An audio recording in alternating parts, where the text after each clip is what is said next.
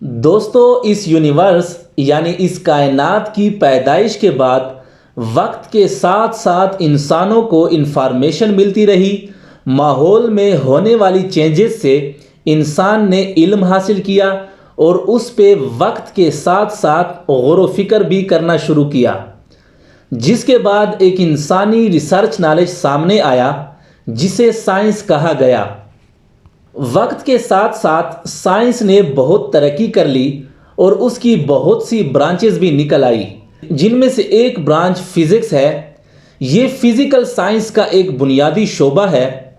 Physics کی definition یوں کی جا سکتی ہے کہ فزکس وہ سائنس ہے جس میں ان بنیادی کمپوننٹس کو اسٹڈی کیا جاتا ہے جن کمپوننٹس نے ہماری یونیورس کو بنایا یا جس سے ہماری یونیورس بنی۔ فزکس کی وجہ سے ہم آج ترقی کر رہے ہیں۔ فزکس کی وجہ سے کیمسٹری ہے، فزکس کی وجہ سے بایولوجی ہے، فزکس کی وجہ سے اکانومکس ہے۔ فزکس کی مدد سے ہم آسمان کو آج چھونے کی بات کر رہے ہیں۔ فزکس کی وجہ سے ہم نے گریوٹی کو جانا، ہم نے سولر سسٹم کو جانا، پلینٹس کے بارے میں ہم نے بہت سی انفارمیشن حاصل کی، اور جتنے بھی مشکل سوالات تھے ان سوالوں کو فزکس نے حل کر کے دکھایا۔ لیکن دوستو، فزکس کے کچھ ایسے سوالات ہیں جن کے جوابات آج تک ہم کو نہیں ملے۔ ان سوالات کے جوابات دے کر کوئی بھی شخص نوبیل پرائز حاصل کر سکتا ہے اور ساتھ ساتھ بہت سی شہرت بھی حاصل کر سکتا ہے۔ ان سوالات میں سب سے پہلا سوال یہ ہے کہ ڈارک میٹر کیا ہے اور یہ کہاں ہے؟ عام میٹر یعنی عام مادہ جو الیکٹرانز، پروٹونز اور نیوٹران سے مل کے بنتا ہے، وہ صرف 5% یونیورس بناتا ہے۔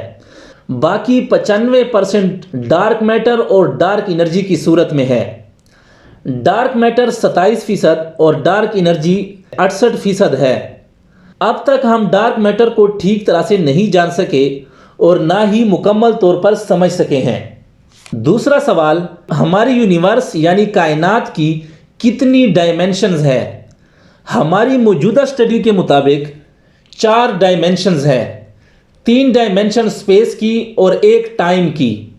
مگر بعض سائنسی خیالات جیسے کہ اسٹرنگ تھیوری یہ کہتی ہے کہ کائنات کی کئی ڈائمینشنز ہو سکتی ہے۔ ان ڈائمینشنز کے ہونے سے ہم یونیورس کے 4 بنیادی فورسز جیسے کہ strong nuclear forces, weak nuclear forces, electromagnetic اور گریوٹی، ان تمام کو ہم ایک تھیوری میں بیان کر سکتے ہیں، یعنی ان کو ہم ایک تھیوری میں سمو سکتے ہیں۔ لیکن دوستو، سوال یہ ہے کہ کیا ہم یونیورس کی کئی اور ڈائمینشنز کو جان سکیں گے یا ہمیشہ سے ان میں قید رہیں گے؟ تیسرا سوال، کیا اس یونیورس جیسی اور یونیورس بھی موجود ہے؟ بعض سائنٹسٹ کا خیال ہے کہ اور یونیورس یعنی اور کائناتیں بھی موجود ہے اور ہماری کائنات ان میں ایک کائنات ہے۔ لیکن دوستو، سوال یہ ہے، کیا یہ یونیورس یعنی جو دوسری کائناتیں ہیں ہماری کائنات جیسی ہوں گی یا اس سے مختلف؟ کیا ہمارے یونیورس کا ان یونیورس یعنی ان کائناتوں سے کوئی کنیکشن یا رابطہ ہے؟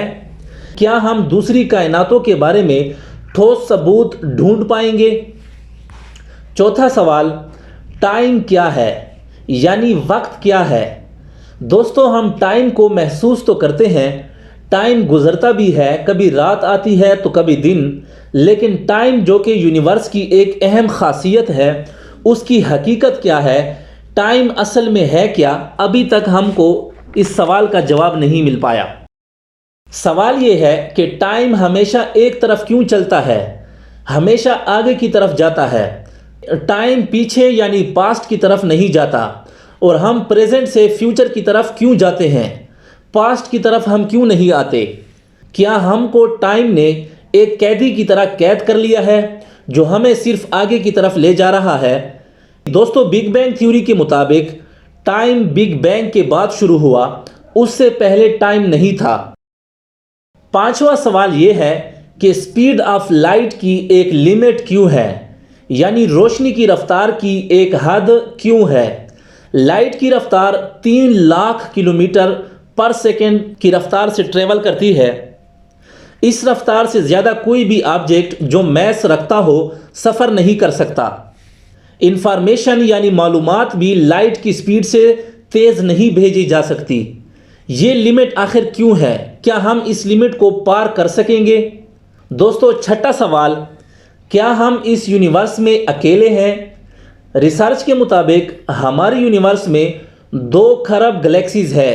ہر گلیکسیز میں اربوں ستارے اور پلینٹس یعنی سیارے موجود ہے، اور کچھ پلینٹس یعنی سیارے تو ایسے ہیں جو بالکل سیم ہماری زمین کی طرح ہے، اور ہو سکتا ہے کہ ان میں کوئی دوسری کریچر یعنی کوئی اور مخلوق آباد ہو، لیکن ابھی تک ہمیں یہ پتہ نہیں چلا کہ وہ مخلوق آخر ہے کہاں پہ وہ رہتے ہیں۔ ہم اب تک ان سے رابطہ کیوں نہیں کر پائے؟ 7واں سوال، کیا ہم اپنی یونیورس کے اندر رہ کر اپنی یونیورس کو اسٹڈی کر سکتے ہیں؟ جب ہم آسمان میں ستارے اور گلیکسیز دیکھتے ہیں تو کیا ہم نیوٹرل ہو کے ان کو اسٹڈی کر سکتے ہیں؟ کیونکہ ہم ہی ناظر ہوتے ہیں اور ہم ہی منتظر۔ اسے سیلف ریفرنس پرابلم کہا جاتا ہے۔ تو کیا ہم سیلف ریفرنس پرابلم کے بغیر یونیورس کو سمجھ سکتے ہیں؟ تو دوستو، یہ تھے وہ 7 سوالات جن کے جوابات دے کر آپ نوبیل پرائز حاصل کر سکتے ہیں اور ایک عظیم سائنٹسٹ کا رتبہ بھی حاصل کر سکتے ہیں۔ دوستو، اگر آپ کو یہ ویڈیو اچھی لگی تو اس کو لائک کریں، دوستوں کے ساتھ شیئر کریں، ہمارے چینل کو ضرور سبسکرائب کریں اور بیل آئیکن کے بٹن کو پریس کریں تاکہ آپ کے پاس ہمارے نئے آنے والی ویڈیو آسانی کے ساتھ پہنچ سکے۔ شکریہ۔